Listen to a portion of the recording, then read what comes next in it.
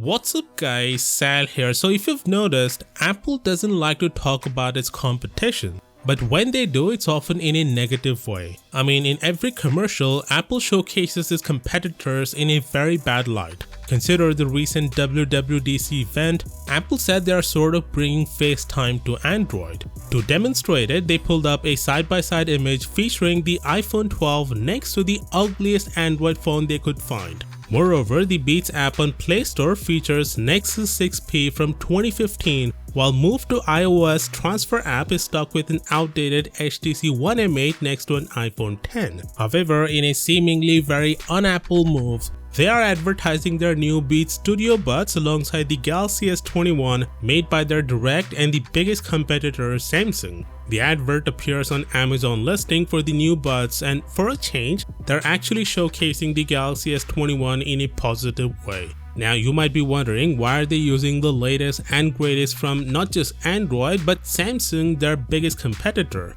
Well, to begin with, they're saying Beats Studio isn't just for Apple users, it's for everyone. They know that Samsung controls the premium Android market, and they're telling Samsung users that the Beats Buds are compatible with their phones. So they are persuading Samsung users to pick the Beats Studio over the Galaxy Buds Pro. Additionally, it's also a subtle bait to Samsung users, saying that, hey look, this Apple hardware goes great with your Galaxy S21, but it would work even better with an iPhone, and thus attracting them towards the Apple ecosystem, which, to be honest, is a great marketing strategy.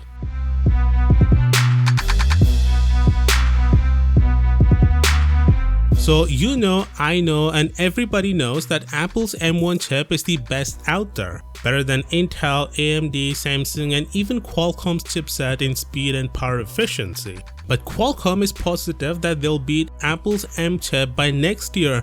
And how are they gonna do it? Well, with the help of Apple. You see, Williams and two other former Apple chip executives who apparently also worked on the M1 chip left Apple in 2019 to create a new chip company called Nuvia. The trio said they're aiming to disrupt the market with a new high-performance core called Phoenix to take on Intel and AMD.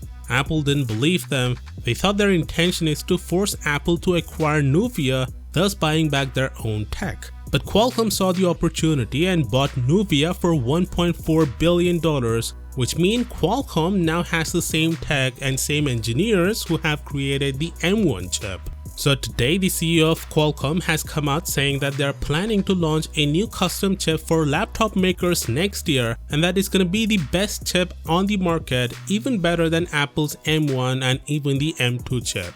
Qualcomm CEO said he also has a plan B where he says, and I quote, "If ARM, which we've had relationship with for years, eventually develops a CPU that's better than what we can build ourselves, then we always have the option to license from ARM." Let me know what you think about this down in the comments, and as always, I'll see you tomorrow. Peace out.